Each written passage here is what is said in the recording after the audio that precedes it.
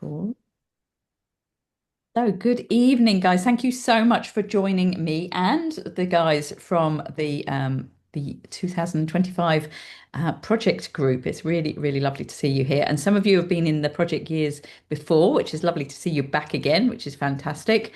Some of you have signed up for next year, getting to feel for how it is. So that's really, really cool. So hopefully we don't scare you off tonight. But I know I've spoken to some of the guys before, and they said, "Gosh, I saw this evening, and I wondered what I'd let myself in for." So hopefully that doesn't happen to anybody if you have signed up for next year. There are still a couple of spaces left. If you enjoy this evening and think, actually, that sounds quite nice, feel free to either drop me or an email, or you can get onto the website and you'll be able to go and find a place to sign up.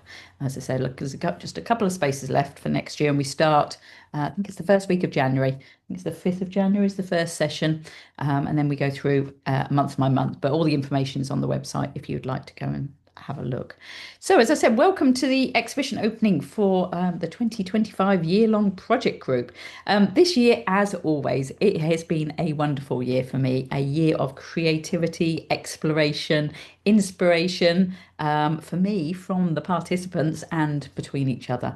And it's been a really, really lovely year to explore and see how the projects and have come from nothing for some people, and for other people, they came in with a great idea and it changed, or they came in with a great idea and it's continued all the way through. So it's been a really, really lovely thing. So what you're going to see tonight, the 7 projects on the walls of the online exhibition. I'm going to take you into the online exhibition area and walk you through the exhibition. And some of the guys are going to speak to you this evening and you talk you through their projects.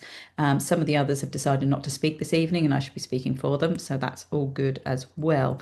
Um, what I will do is I will put the link to the actual exhibition itself in the chat. And if I forget, please somebody remind me. And what I would encourage you to do tonight is an introduction to the exhibition.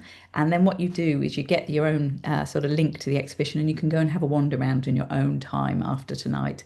You can go and look at each picture individually. You can go and click on the information links, find out a little bit more about them, and just sort of enjoy reading all the artist statements and that kind of thing. Because everything you see on the wall has been worked for during the year, and you should really go and take the time to go and enjoy it all. So, to introduce your exhibiting photographers, and this is just in order of the exhibition presentation, we have Ola Jubble from Sweden. We have Doug Wilson from Scotland and Canada, because he divides his year between the two. We've got Caroline Zaramati from Israel, Peter Bushby from the UK, Wendy Morton from the UK, Kenneth Meyer from Sweden, and Joy Tracy from the UK. And as I say, the exhibition will be open for public viewing after this webinar, and it will be available till the end of February.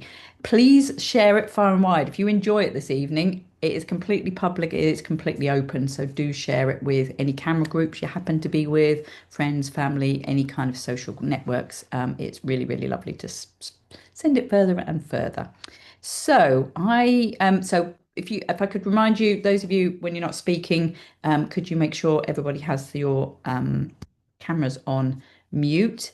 And questions, if we could just save questions till the end, and then you can actually ask them direct to the individuals who have been speaking this evening rather than popping them in the chat, so that you can enjoy the actual presentation and keep your concentration on that. So if there's something you want to, maybe you just note it down on your own, and then we'll bring it up at the end. So I'm going to go in and share my screen and go and find the exhibition. Let's just get that here. So this is the link at the top. I will put this link. I will actually pop that in the chat now while I remember. That would probably be the best thing to do. And then you've all got that. And then if you want to save it out of the chat, then that should be to everybody. Let me know if that's not coming through to everybody, but it says I'm messaging everybody, so that should be good. So this is what you will see. Ooh, get this right. There we go. This is what you will see when you come into the exhibition.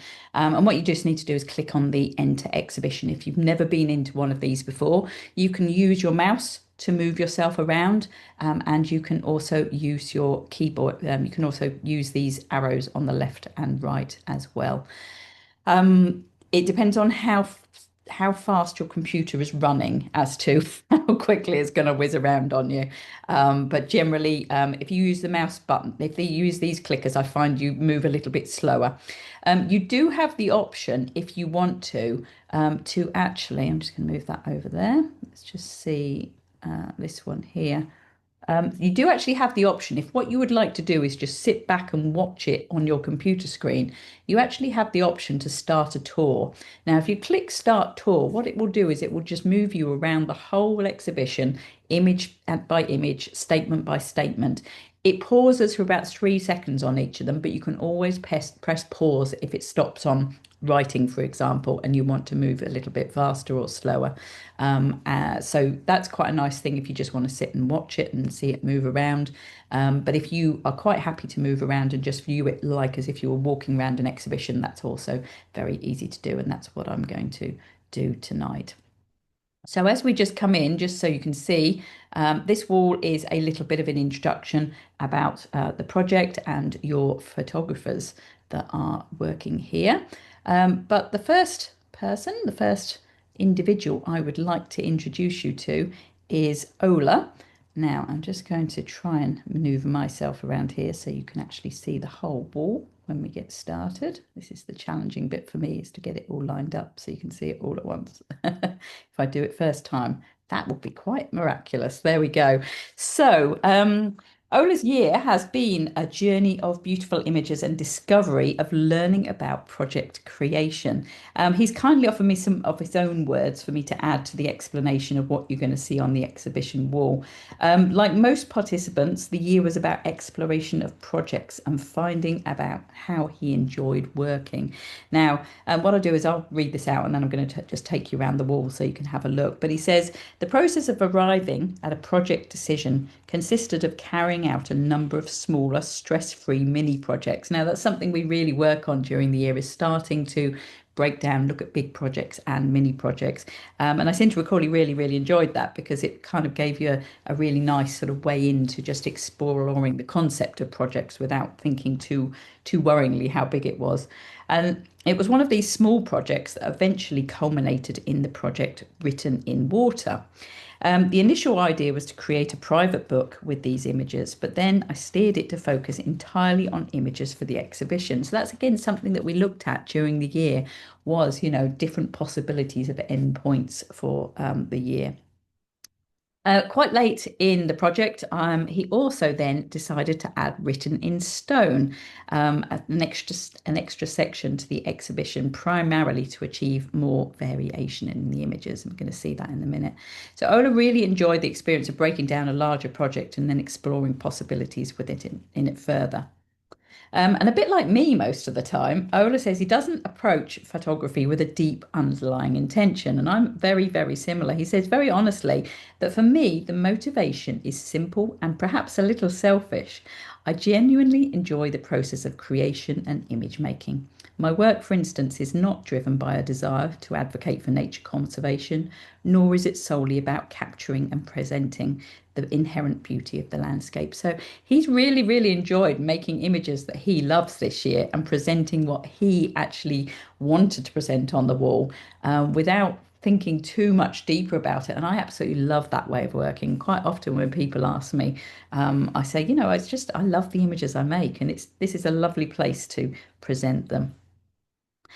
So consequently, the artist statement focuses purely on his passion for the photographic process itself, accompanied by a description of the practical approach. I aim to present my work exactly as it is. I like my images to speak for themselves without trying to make them mean more.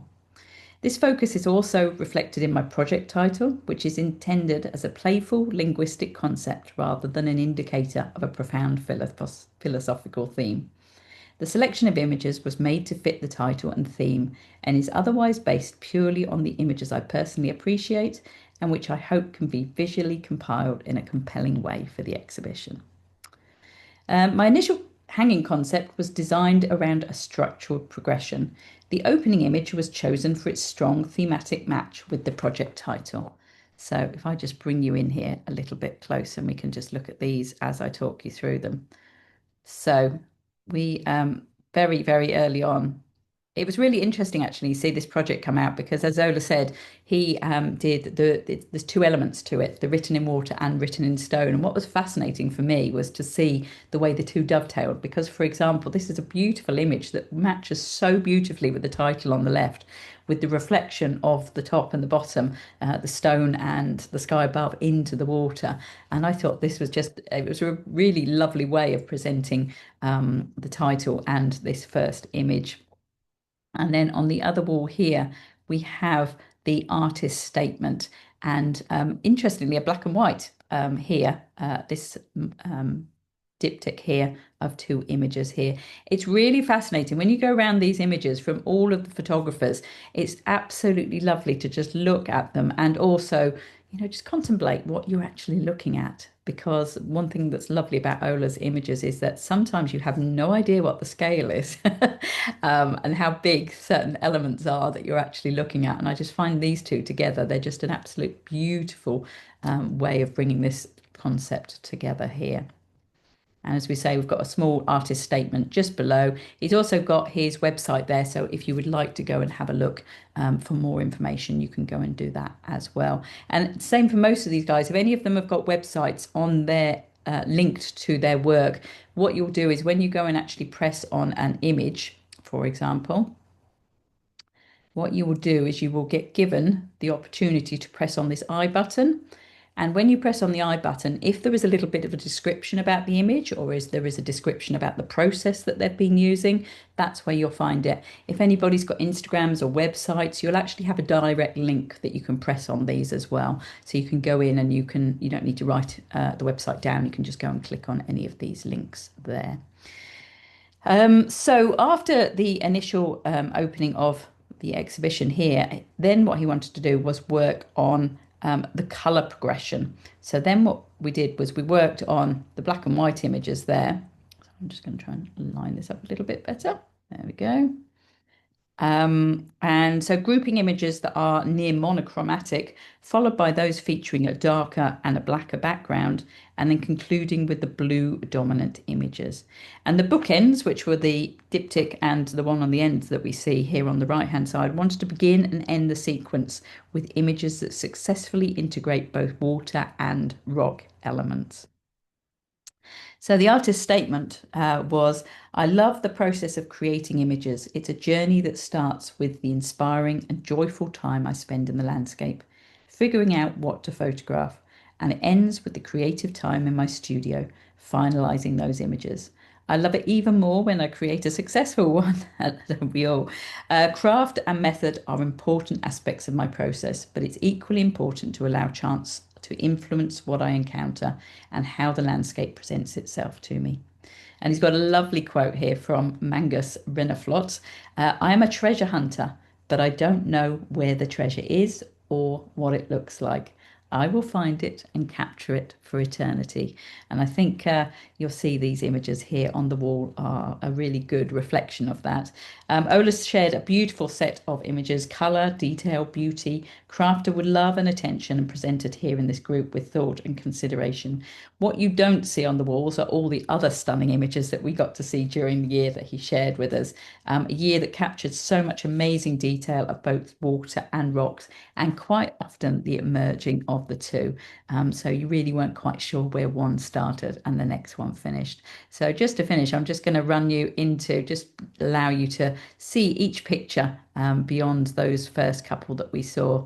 And when you're going around, if you just press the next button, what it will do is it will land beautifully on the next image and just center it for you.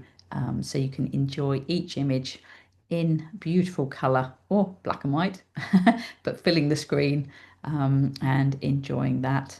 So, and as we said, as he mentioned, running through the black and whites, through the colors, through the dark elements, through these beautiful, delicate blues, and then finalizing with again one that brought in the rock and the water at the end, and the quote that I just read out to you. So I hope you enjoyed that little trip round Ola's work. It's been an absolute pleasure and privilege to see it come together. And like I said, we got to see a lot more images this year, but there's an awful lot more on his website as well to go and enjoy. So I hope you can really go and enjoy that. Right. Now, next up, this is always the challenge of me trying to negotiate around the room here without making you feel too sick. So I apologize if anybody's feeling a little seasick. So this is Doug's work. Now, unfortunately, Doug has had a last minute issue and can't join us tonight. So very, very sorry that he's not here this evening. Doug splits his time between Canada and Scotland. Interestingly, for those of us who you kind of wonder which one he does out, which one where he chooses, and he's in Scotland at the moment for the winter. So Doug's been very busy in 2025. Not only has he joined me for this project group course, but he also has been an extremely active member of the year-long Woodlands course as well. And as with many individuals, Doug felt a real lure to try and work on a really big project at the beginning of this group project course.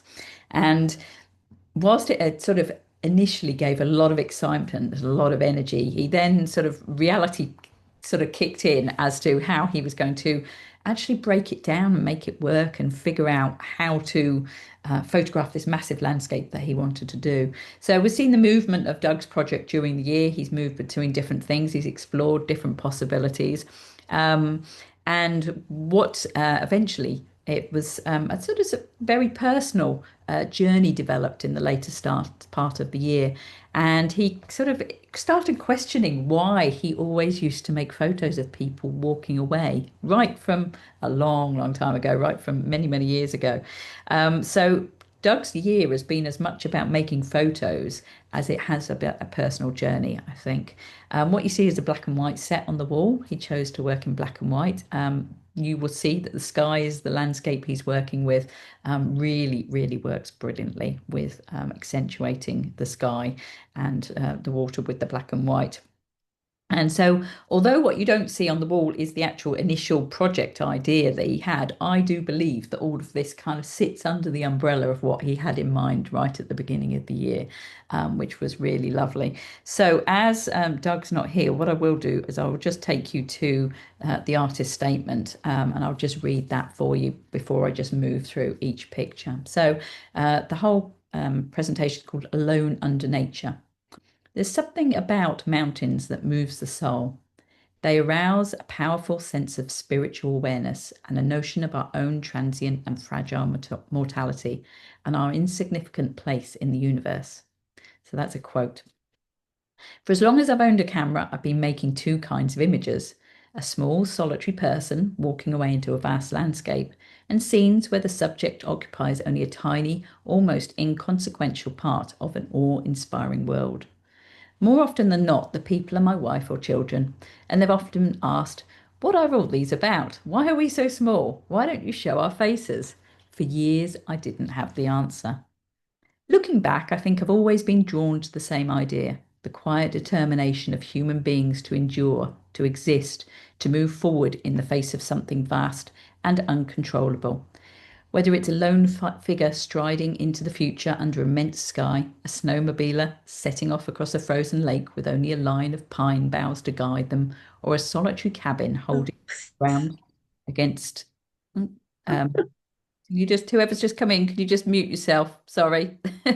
um, uh, Whether it's a lone figure striding into the future under immense sky, a snowmobile setting off across a frozen lake with only a line of pine boughs to guide them, or a solitary cabin holding its ground against an immense wall of mountain, each stands for a kind of solitary progress against a formidable odds.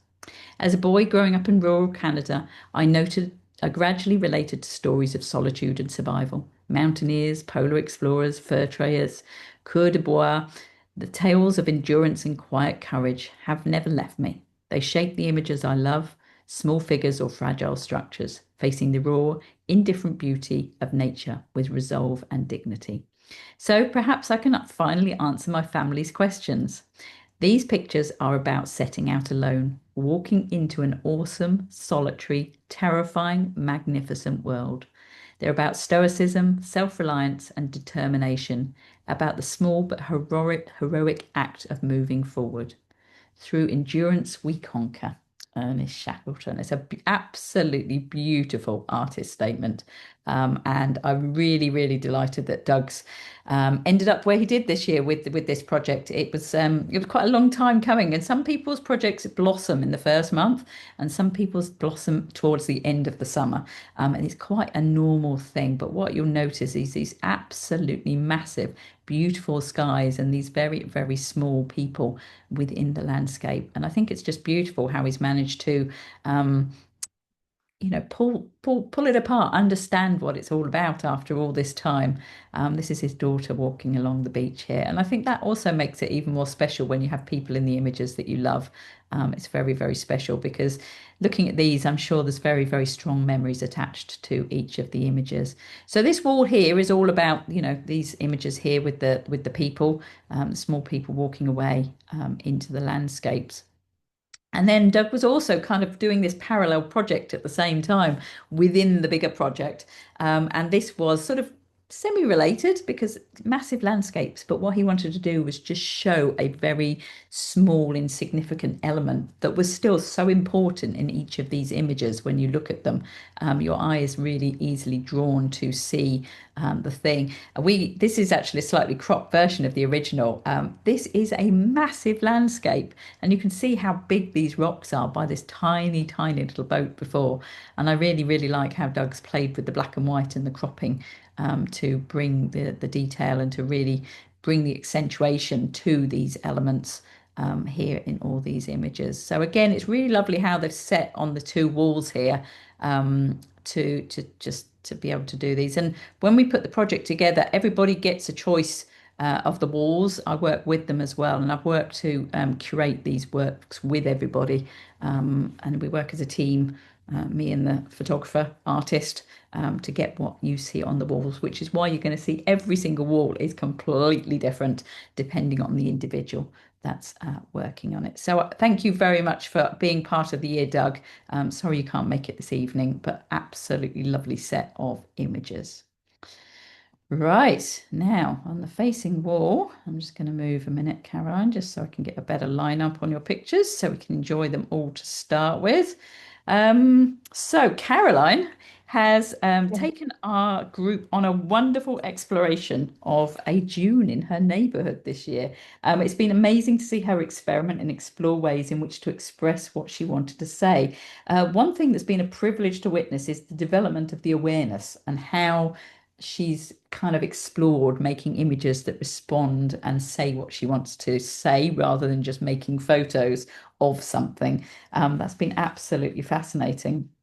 And also developing the photography skills during the year. It's fair to say that the complexity of this project has developed considerably during the year. And I love where Caroline's taken the initial idea and especially what she's presented on the wall for you. So Caroline is happy to speak this evening and present her work. So Caroline, would you like to tell us a little bit about what we're looking at on the wall? Yeah, okay. So, good evening, everyone, and thank you for coming. And I'm happy to present my project, which I called A Dune at My Doorstep. It felt natural for me to choose this place as a subject of my work because I've known it for almost 30 years. It's right next to where I live, and over time, it has become a familiar and meaningful spot in my daily life. Just a bit background, when our children were young, they used to come to the dune often and love to climb the slopes and glide down on plastic bags. And we had a dog that ran after them. And after that, when the kids grew up, I came visiting this place over and over again, sometimes with my camera. And it becomes a really nice small spot of quiet and peace from the noise of the city. But as beautiful as the place is, I also started noticing things that were difficult to ignore, mainly the amount of litter scattered around. Among the sand and the plants, I found plastic cups, bottles, nylon bags, and even larger items like broken chairs, car parts, and construction debris. Seeing this made me disappointed because it showed how carelessly we treat nature, even in a place that seemed so simple and peaceful. So when I began working on this project, I realized I had two main goals. The first one was to raise awareness about the way we relate to nature and the impact of our everyday habits. That's why I decided, as you see in the middle wall, to combine photographs of the dune images and single-use cups I collected there. By placing these two elements together, the natural landscape and the human waste, I wanted to create a clear contrast. My aim was not to blame, but to show the reality and to remind us that we all share responsibility for keeping our environment clean. The second goal was to show the unique beauty of the dune itself. So, Charlie, please, can you move the camera to the left wall? Yeah, thank you.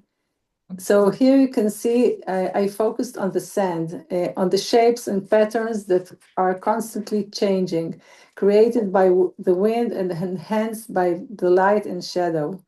These patterns look simple at first, but when you spend time observing them, you see how dynamic and alive they are. Now, so after that, we go to the right wall. Yeah. Finish these ones. Yeah. Yeah. Some lovely, lovely details. And who would have thought? You think sand's flat, don't you, when you look at the sand? But it's really, really been beautifully sculpted by the wind. That's brilliant. There we go. Sorry. There we go. And that was one. It was like a mini project in the bigger project. And on the right wall, I created a collection of small plants that managed to survive there. Each plant has its own structure and a way of adapting to the dry and shifting conditions. Together, the sand and the plants reflect the character of the place, fragile yet resilient, always changing yet always renewing itself.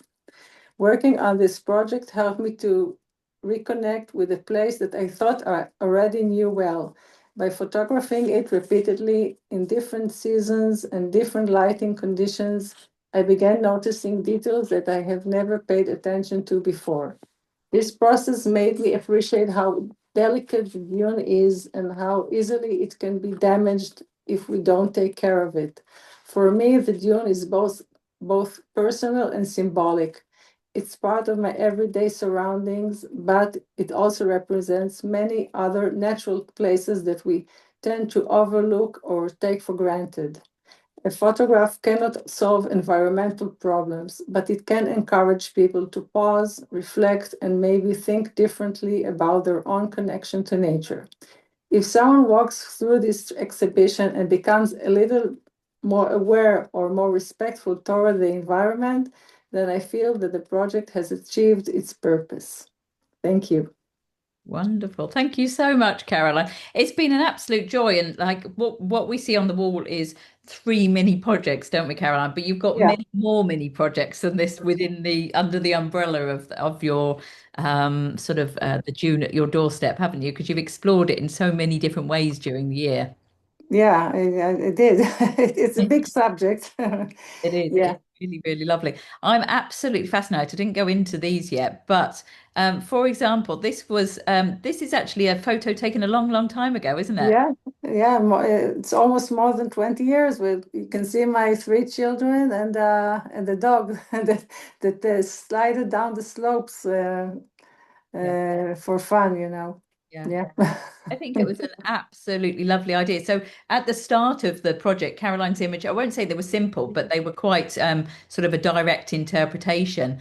And then suddenly she brought this to the table one day, and I just thought that it was an absolutely fantastic way to present the images that she'd made, and also because all the coffee cups you found in the sand dunes as well, didn't you? Yeah, that was the purpose to combine the cups or whatever I found there and with the nature that you can see here.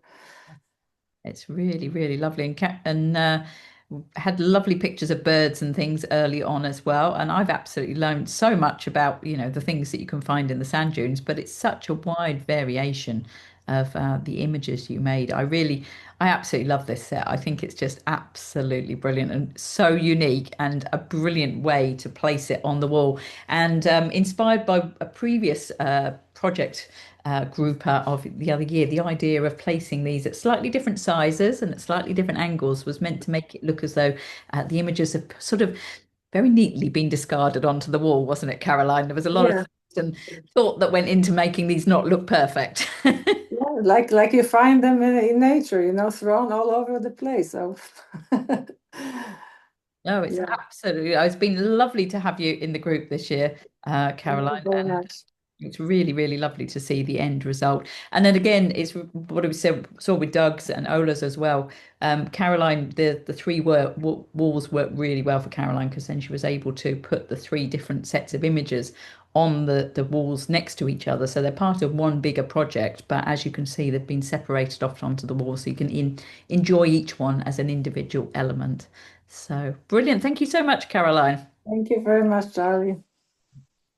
Right, now we're going to go through into the next room. Now, this is a little bit for those of you that have done these with me before and seen these. We have a spare room this year because there was slightly fewer people exhibiting this year.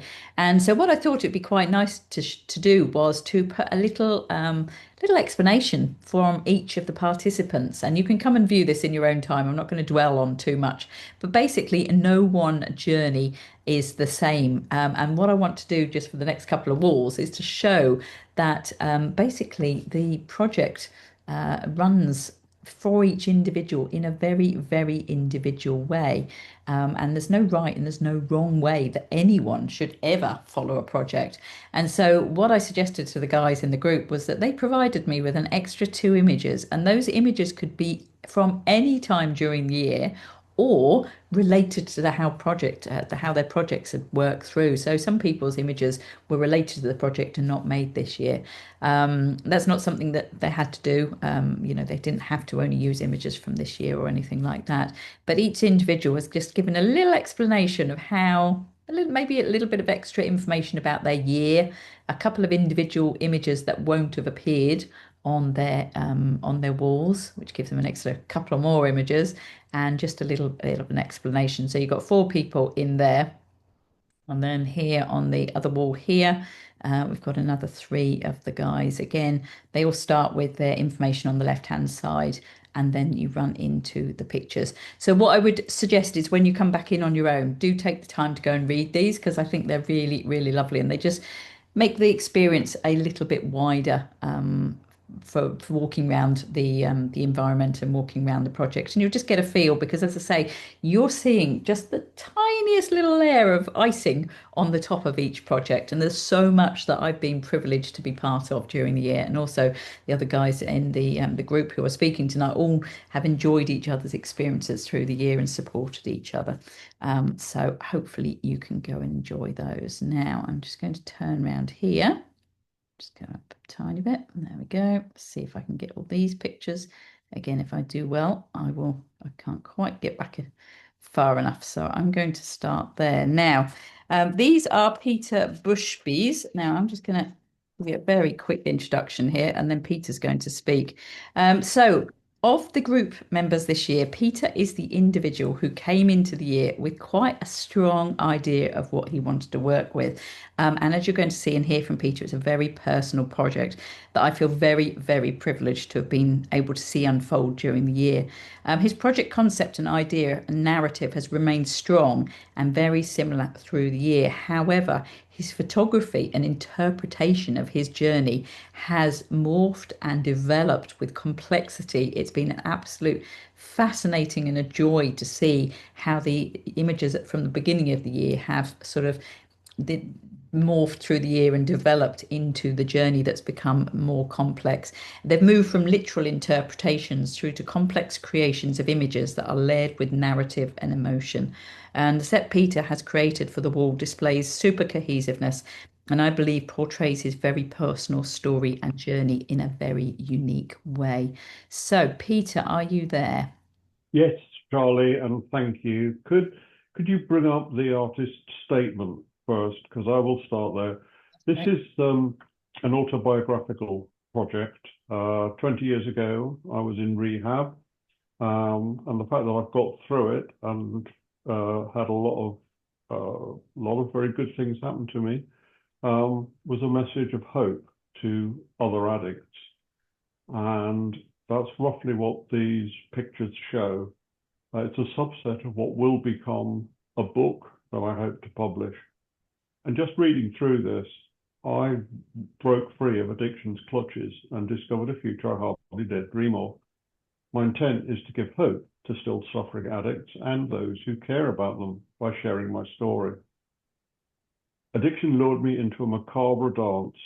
Then, as physical, emotional, and financial ruin beckoned, and it really did beckon, it was knocking on the door heavily, addiction just tightened its deadly embrace.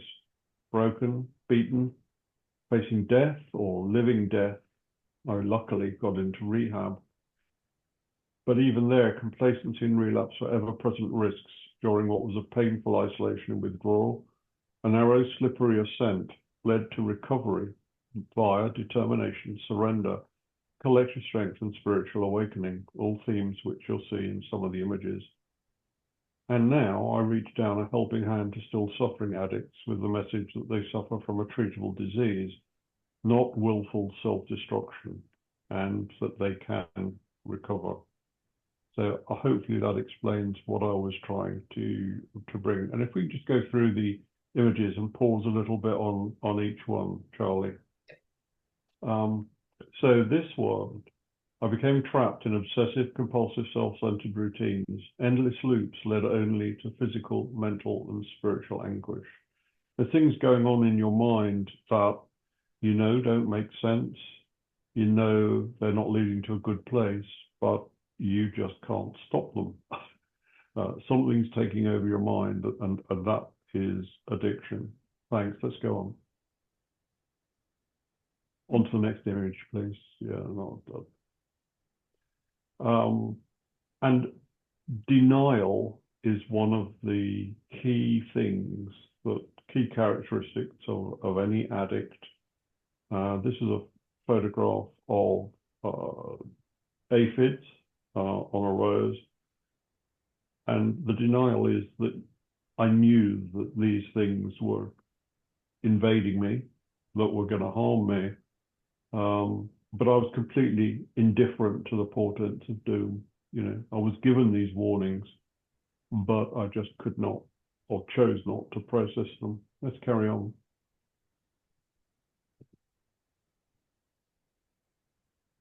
And I couldn't stop doing things that made me shudder with shame and that I knew would surely result in irreparable physical damage. Sort of a bit of me wanted to escape the net, but I couldn't find a way of doing it. Thanks, Charlie. And this is an experience that I tried to, this is looking down a cliff top, double exposed with a storm drain. And I really felt at one point that I was standing on a cliff edge, and it was only the fact that part of me was really scared of falling that countered me from jumping, because I was also scared of jumping. So there were these kind of temptations and fears, and that would be one way out, wouldn't it? But not one that I could bring myself to. Thanks, let's go on again. And then you just feel torn apart, totally torn apart. This is a collage. But having ripped apart my own and others' lives so thoroughly, I lost all hope of ever piecing all my mind together again. And my aim by this point was to have got addicts or those who are close to addiction, identifying with what's going on, and that it can lead to they're either in a bad place to identify with, or they're heading for one. Thanks, Charlie. Taken on an iPhone of doors showing with the Re-Held app. I was lucky I got into rehab. Many of those that didn't, and many of those that were in rehab with me, are no longer with me. A reminder that addiction is a fatal disease. Let's carry on. Sorry if this isn't as cheerful as some of them. You saw that spiritual awareness is one of the stepping stones to recovery, and this image I quite like, because, you know, it's praying in despair to a God I'd once forsaken. I turned my back on God, or was unable to connect, or whatever. But at some point, with no other choice, in despair, you turn. A bit like, you know, there's no atheist in a World War One dugout. Let's carry on. We're nearly at the end. We're getting closer. And then as you start recovering, it's very, very fragile. And that's what this is meant to show, that there are ever-present risks of complacency and relapse. So you have to stay on your guard. Why people talk of recovery, not healing. Thanks. And then this last one from this selection. These hands are actually a sculpture outside a church in South Suffolk, but it symbolizes gratefully carrying the message to others, spiritual renewal and collective strength. It's possible to still suffering addicts. So there we go. And it was the help of the group in improving the quality and the cohesion and the clarity was just amazing throughout the whole year. Not to mention the teacher. Thank you, Charlie.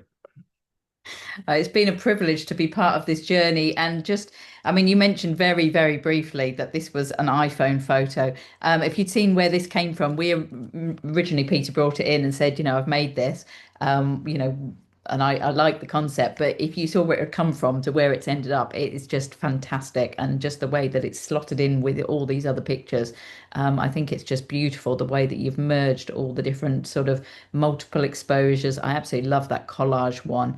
The complexity of your images has developed so much during the year, hasn't it, Peter? I don't know. You can mute again. Yes, I've Sorry. already muted myself. Yeah. Yeah, I think it's beautiful and the colours are really wonderful. And it's been real privilege having you, and I'm so glad that this set is on the wall, and that the message can be taken further, which I think is really, really important. So thank you so much. Right, so we're going to go into the last room in here, and the first person we're going to just take a tiny bit further. It's like backing up a car and reverse parking in here. Sometimes you get it right and sometimes you hit the wall. Not too often. These are Wendy Morton's images. Now, this year the group has been treated to Wendy's interpretations of Scotland through ICM and the multiple exposure creations. Very early on, however, we got to see everything from black and white images through to graffiti creations. However, Wendy very quickly identified what the project was that she wanted to try and work with for the year, and then the images started to build, which was absolutely fantastic. I love Wendy's artist statement, especially the first paragraph, and I think it offers a wonderful immersion into what you'll experience as you explore her images. I don't want to read it in case Wendy's about to read it. So, Wendy, would you like to talk us through your images at all? It's very calm and very gentle, these images, so I hope you enjoy them. Thank you, Charlie, and thank you for the share. You're welcome. It's been lovely. Now, you obviously, those listening to you will hear the lilt in your voice. You had a pretty good idea. Well, I think right at the beginning of the year, you actually wanted to try and balance sort of Scotland and sort of looking back on your childhood, wasn't it? A look back on memories. Yeah, I think, like you said, I went through a few phases in different little projects, and as we worked through the first few months, you were picking out what it is we wanted to do. So I sat down and thought, what do I love? And I love Scotland, colour, creative photography, and I thought, how can I explore that? And then thought a little bit more closely, why do I love the things that I've sort of presented now? And it's about going back up, because I don't live in Scotland at the moment. I visit quite a lot, but it's about what it is that makes me happy up there, and the peace it brings me when I go visiting. And so that's what I've tried to do here. I've tried to sort of creatively create some images that I suppose I feel happy about when I look at the hills, the water, the sunsets and the sunrises. I mean, I imagine everybody has that nostalgic feeling of places they grew up, and this is a little bit of mine from where I grew up. Um, yeah, I can read my personal statement. Yeah. And, Over there if you want to. You as it probably developed, yeah. So I called it the essence of Scotland because it's only touching on a tiny bit and a tiny place, a couple of places in Scotland that I visited this year. So Scotland is where I take a moment out, stand on the beach, look towards the hills, watch the light, watch the sunrises and sunsets. I look over the water and listen to the waves, look over the hills and appreciate the moment. There are a few places I can take a big breath in and hold it, clear my mind, feel a calm and a warmth, appreciate life and what is around me. Scotland, especially the west of Scotland and the Western Isles, offers so much variety. The weather can change between seasons in one day with the sun, the rain, the wind, and even snow. The sunlight and shadows often race across the hills with the show of colours and shadows. And actually, that is what is, with the first couple of images, is what I try to depict. I mean, it's quite a new experimentational thing with my images, but that's what I was trying to convey, that show of colours and shadows as they race across the hills. The sunsets and sunrises are spectacular over the waters and the hills, enough to take your breath away. I wanted to capture the Scottish waters, sunsets, and hills and creatively convey these images where I can relive and reflect on the calm and the past. Scotland is a place where I feel at home. Childhood memories of time spent with my granny and school friends echo through my images, where the loch and the hills were ever present. Time spent in this special place gives me the chance to reflect and take a moment away from everything. My images depict the hills of Loch Lomond, the waves of Islay, and the paps of Jura and the Macar beach on Islay. Thank you. wonderful. Let's go and have a look at these images. And it's been really, really lovely. And again, Wendy, like many people, sometimes they say you have to kill your darlings, and sometimes they say, no, let's try and figure out how to fit them on the wall because this one's actually quite different compared to the rest, isn't it, Wendy? Yeah, this one sort of arose later on, and again, it's I often find the mornings are the time to look at images and experiment with them, and I liked it, but it didn't quite fit with the others. I have quite a few others that didn't quite fit as well, but so this one, but I did. So this is actually, although it's very different, it was taken in the same place as the next two images, in Malarkey Bay, which is near Balmaha. So they were taken in a similar place. Um, but these two were looking across from the bay, across to the hills, and just the shadows, and you get the clouds chasing the shadows across the hills. And I just sort of was experimenting slightly differently to what I've done before to see what would happen. Um, yeah. Yeah, really, really lovely images. And I actually like what some of you will notice. Tried to pull back so you can see how beautifully they work together. They're in the same place, though, aren't they, Caroline? Um, Wendy, they're in the same place. They are in the same place. Yeah, they're looking across from the bay, looking out towards the hills. Yeah, Were they made the same time? they were taken the same day. Yeah, Yeah. same So day. I love how. All my images, the underlying image is an ICM image, and then I tried to put some texture through with some other images I'd taken, not at the same space. So the textures from another image. I love how they sit together. They almost look as though they're a massive landscape, but when you look a bit closer, you realize that they're two completely different images, which is really, really lovely. Now we've got another set of three. I'm just wondering whether I can line up to be able to see these three all at once properly, or whether it's not going to be quite as easy as I'd like to. Let me just try and line you up as straight as I can. There we go. There we are. So, Yeah, these three, the middle three with the water, were taking on Islay. Um, Again, Scotland has a lot of beaches. cold beaches, cold water. That's the Atlantic. So yeah, I was just trying to. It was a year of experimentation and trying to sort of in my mind create something that was in my mind how I wanted it to look. Um, Yeah. It's really lovely. I especially love, I mean, I love blues and golds, so I really, really love those three. And they were a little bit different from these other ones that you've shown because they're just got a little bit more sea and just the sort of, you haven't got the massive hills that you have in the other, or the massive mountains in the background in those ones. So they're a little bit more calm. Well, they're different in a different way. The they're colour. in Isla. Isla's not quite as hilly as Loch Lomond, the west of Scotland. Now the sunrises with those two, they were the Jura. So there's a place called the Paps of Jura. Well, there are actually three hills in the Paps of Jura, but I'm showing two here. We were lucky to have a lot of sunrises and sunsets when we were over there, so that the sky was on fire. Really, really lovely. I love the addition of the figures in here as well. I think it just adds to a little bit of even further contemplativeness on some of these. And we finish with this really, really beautiful one. And I think a lot of people could imagine standing there and just taking it all in, and that beautiful shape that you've made with the camera during the ICM to almost create like heart shapes in the sky.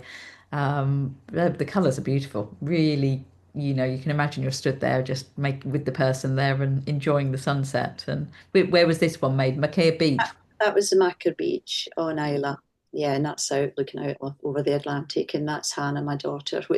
And the little love heart that came out at the end was quite sweet. It wasn't totally planned, but it seemed to fit in quite nicely since it was Hannah. Yeah. It's a really, really beautiful set of images, Wendy. I just love the very gentle pastel nature of them, but then you've got that pop of like bright pink and blue at the start.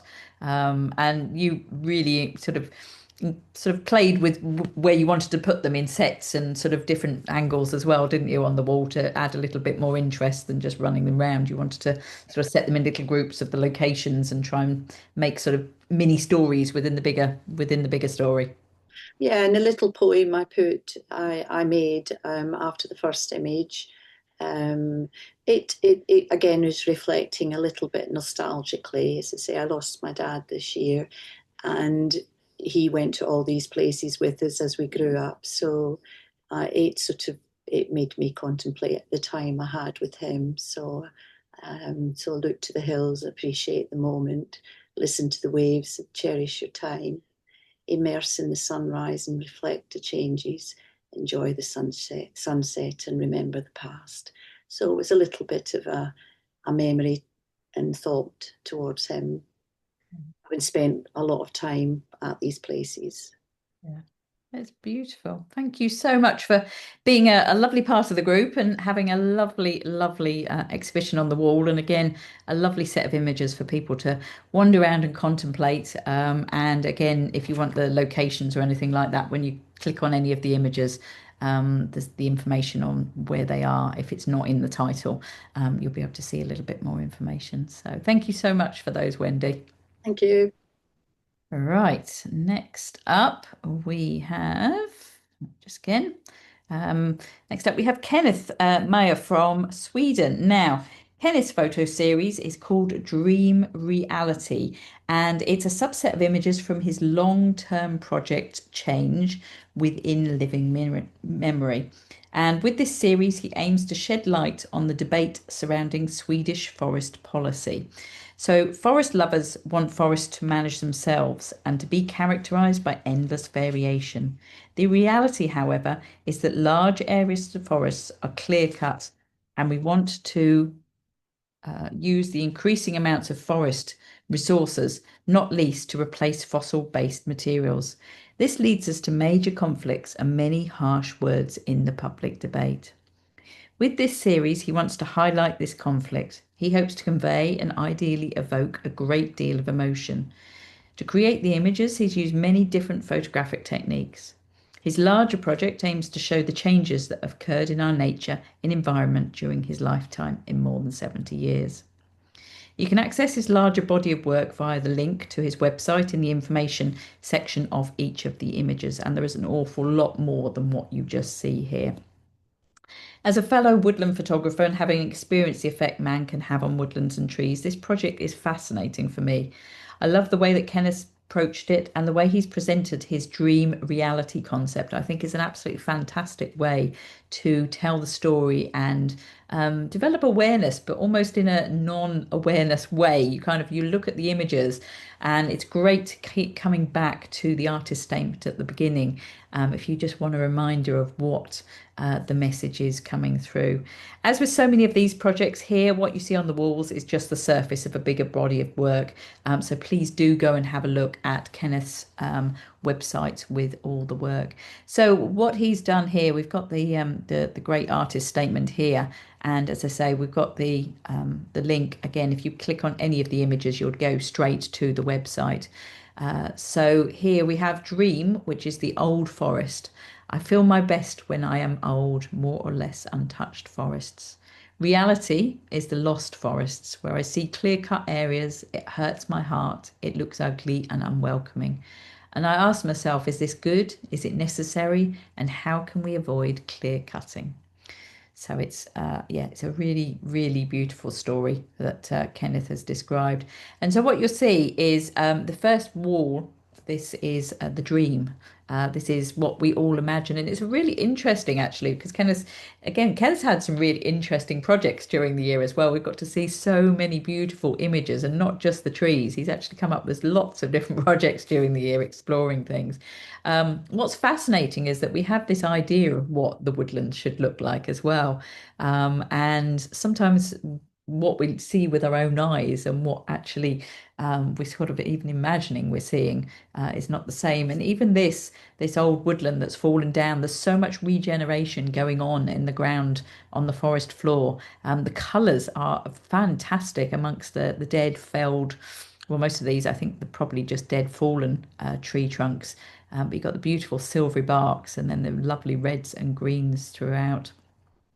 And what characterizes all of these images at the start are the beautiful colors. Some of these are made in bits of woodland that are actually very small areas. I think, if I remember rightly, this is actually quite a small area of woodland, but it's so tangled, it looks so busy. And it's really fascinating because the more you look at this image, the more you start to question what is alive and what is not alive anymore. Some beautiful colors and some beautiful light within this image here. And then I just love the way he uses the sort of the juxtaposition between elements within the woodland that you almost overlook when you think that you're looking at live, full, energizing woodlands. You just quite often overlook the fact that there's a dead tree trunk running through the back. And so Kenneth's worked with beautiful, very simple imagery throughout these, but giving you a guide through the image to take you into the images and take you through the story of what he's trying to tell about the dream of a beautiful woodland here. Again, using different ways on different techniques to create the emotions, to create the feelings. This one is a little bit more evocative of a dream. It's a little bit sort of gentle.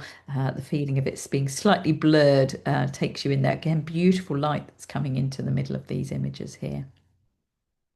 And again, this one, fascinating. Sometimes you can photograph things that are very, very simple, but they can really convey a beautiful story of the process of how the life through the woodland goes. And again, this really old tree trunk, who knows why it fell down, but the fact that it's still there, but everything around it is so green. It's just really, really lovely. Then what we do is we come on to the next wall, which is reality. Now, Kenneth has used ICM technique in these, and these are all one image, but using a longer shutter speed with periods of stillness and movement within making the actual images to try and convey the feeling that he wanted to convey of these clear-cut areas. I think it's absolutely beautiful. When we've looked at these in the past, there is snow in here because obviously he's in Sweden, so it's a little colder there at times. But I get the feeling of moonlit nights in a lot of these. I think the light and the sort of the light and the way that the composition's made and the way you run through these images, there's a feeling of sadness but there's a feeling of beauty in the way that he has also created these images. It's really, really lovely to see how they all come through here. And the palette again worked really, really hard. So the first set was quite green, quite vibrant, quite colourful.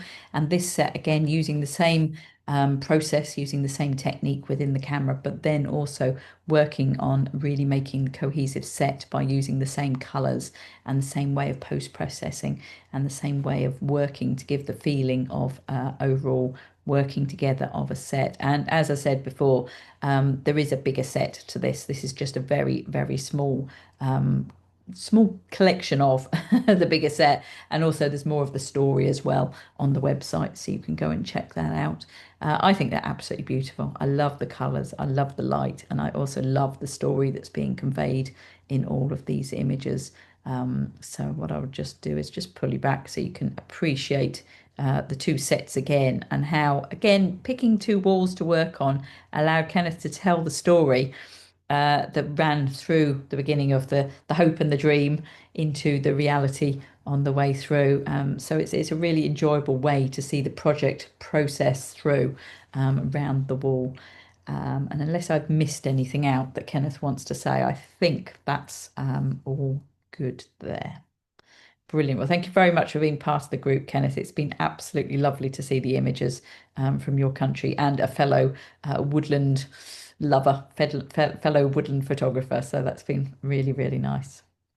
Now, last but not least, I always think, and you know, it's horrible to be first, but it's always horrible to be last in these situations as well. So you've done well, Joy. Hopefully, you still have some nails sat there waiting to finish up. Now, Joy's year has been a very creative one.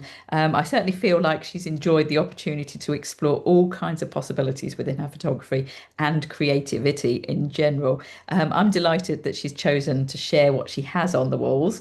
I was really encouraging of her to give this a go and put this out into the world, because I think it's a really, really special project.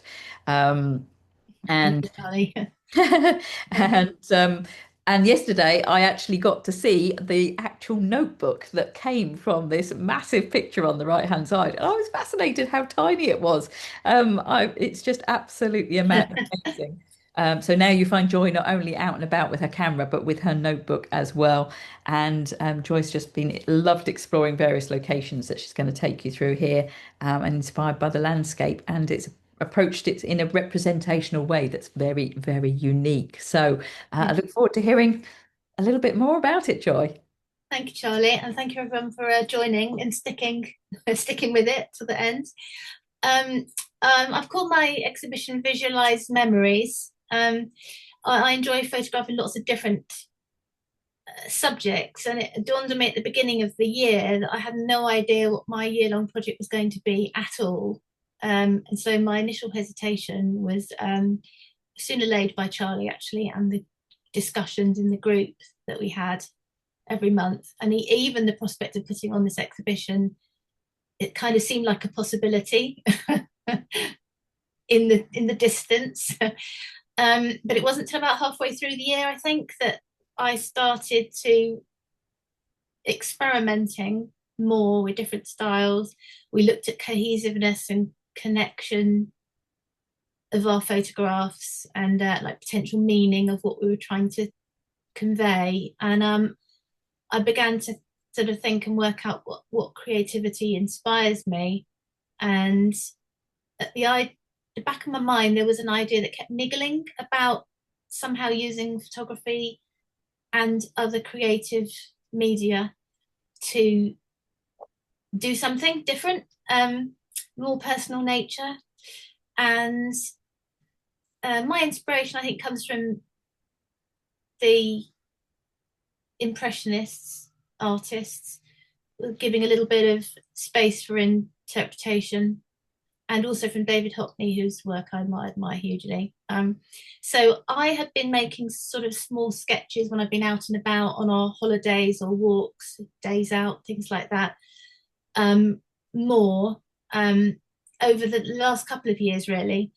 And drawing kind of draws my eye into certain aspects of a scene, and I think camera takes in the whole image.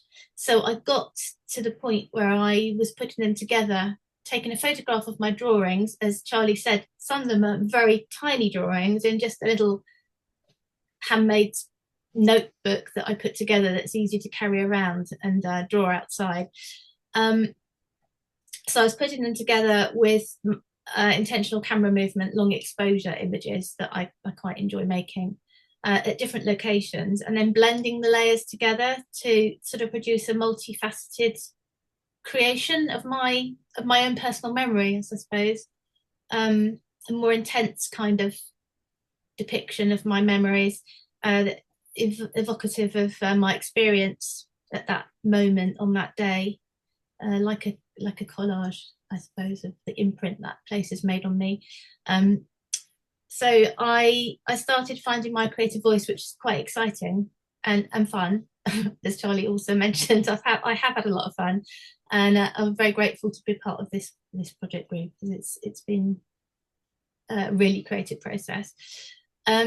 So Charlie, if we go to the first images, there is an artist statement. I won't read it out because I've waffled on already. The two images there on the left are actually two of the last images that I created, but they just fitted nicely on this bit of the wall. So these are very local to where I live, 2 minutes walk, and the trees there are always lovely, and they are both multi-layered images with drawings, some pastel, some pencil, and some photographs, and I've just layered them up and blended them together to kind of create that effect in those images. If we move on to the big wall, so the first 6 on this wall that is carefully arranged to look unarranged, we'd spent quite a bit of time organizing these because they're not all the same ratios, because I have to make the pictures fit the sketches, and the sketchbooks are all different shapes and sizes. The first 6 are pictures that I have taken when we were on a holiday in Norway, beginning of last year, so long before this project started. And I was doing some little tiny sketches as we were driving around. And it was when I started putting these together that I realized that I could create something a little bit more different. And Charlie encouraged me and the group encouraged me, which was very nice. So these were all different scenes, different colours evocative of North Norway.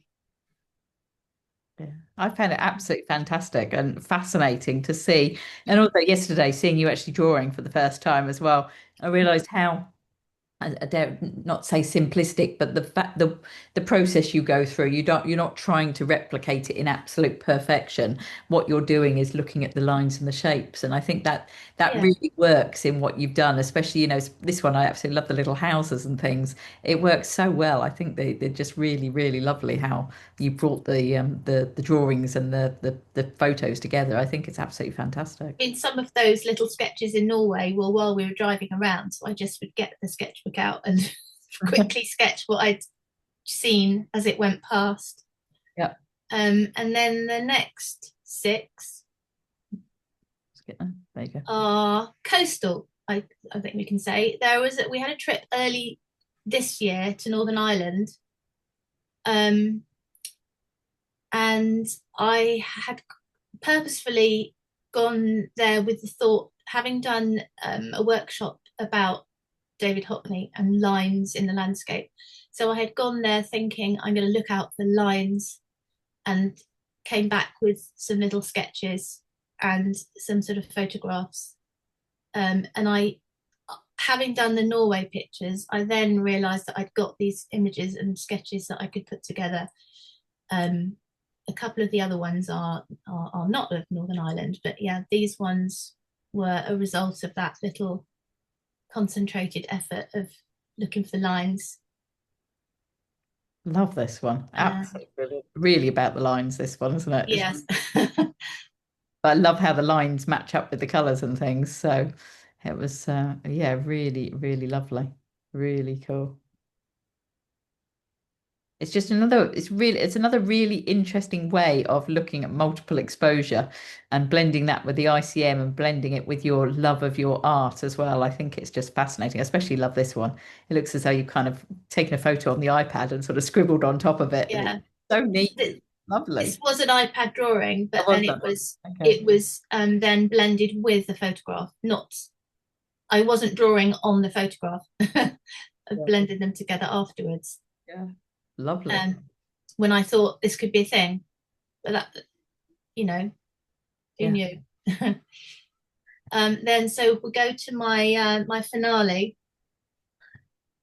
my beloved Stonehenge.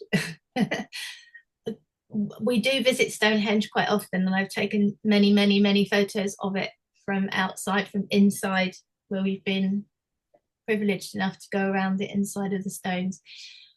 And this drawing was just a very tiny sketchbook that I made with lined paper. I had to go across the double notebook, which is only a few inches across, and everybody on the workshop kind of encouraged me with this one, and so did Charlie. And Charlie said that would look really good on the big wall, so we kind of stuck with that right from the beginning, talking about the gallery.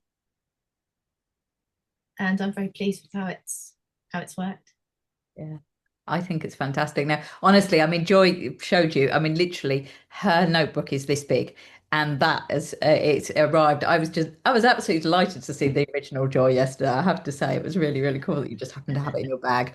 Absolutely fascinated by how it's sat on. And also, you've seen this one, but Joy had like 3 or 4 other possibilities of the way she'd blended it with different colors or black and white and different ways. And I loved the way that you kind of got the middle bit of the fold in the book, which was the blue. I thought it just added something to it. And I think it deserved its own. I think it looks great on that wall. I think it really, really sort of gives the grandeur and the majesty of it. Really, really lovely. And it's been fantastic to see the project come because I think it's so unique, Joy, and I think it's just really, really lovely. And is it a project you're going to continue? It's something you're enjoying. I You're going to think so. continue on with? Yes. Yeah, yeah. I've got to put together all the images and the drawings from yesterday. I haven't looked at that yet, but That's great. That'd be good. Yeah, fantastic. So thank you so much, Joy. Really, really lovely. thank I you very hope you much. all enjoyed that wander round the exhibition. As I say, lots and lots to go and have a look at. As I say, you can come back in your own time. I am just going to stop the share, and then if anybody has any questions they would like to ask any of the participants at all, you're more than welcome to raise a hand or give me a wave or just shout out as long as you say who you are when you shout out so I can figure out who you are. Any questions to any of the guys that participated?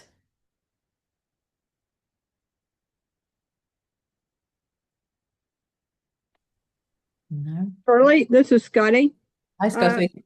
I don't know that I have any questions, but I thought this exhibit was so powerful and marvelous. I mean, the photos are just gorgeous. So I just wanted to say that and thank everybody for participating. So.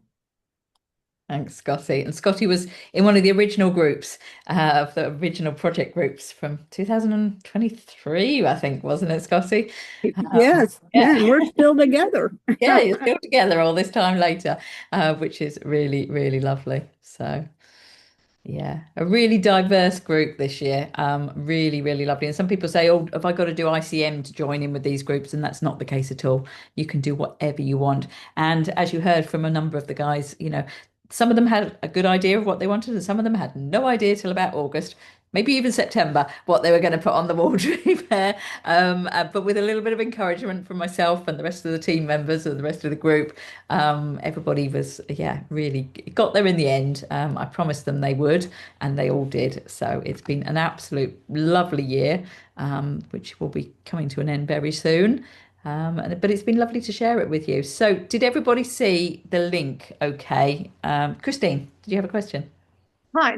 not a question, but just to say thank you to all the participants. I'm really glad I came as I'm going to start next year. Not sure whether I'm more terrified or more enthusiastic, but anyway, I've got a better idea. So thanks to all of them. Don't think I'll come anywhere near any of them, but we can but try.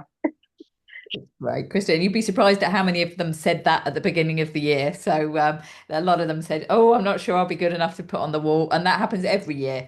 Every year, it doesn't matter who it is. They continue to say. So yeah, that's great, Peter. Yeah, I just wanted to say in response to that last point, you're seeing the pictures at the end of the year, Christine. You know, they weren't like that at the beginning, I assure you. And there were a lot of bitten fingernails and whatever. So travel hopefully. I'm sure you'll get there. Thank you. Brilliant. Super. Did someone else raise their hand? No. Everybody good? Super. Right. I am just going to see if I can I'm just, in case anybody came in late, I am just going to get that, if I can get I'll just put the link in again in case anybody missed it at the start. Just put that in let me find the Zoom, put it back in there. I'll just pop it in. There you go. So if anybody wants to grab that out of there before we disappear, copy that out so that you've got it. You can do that, and then you can go and have a wander around. It's live now. You can go and explore. And like I say, if you've enjoyed it and you'd like to share it with anybody, please feel free. It's been lovely. Thank you so much to those of you in the project group. It's been wonderful having you here, but also thank you to those of you that have come this evening to support them.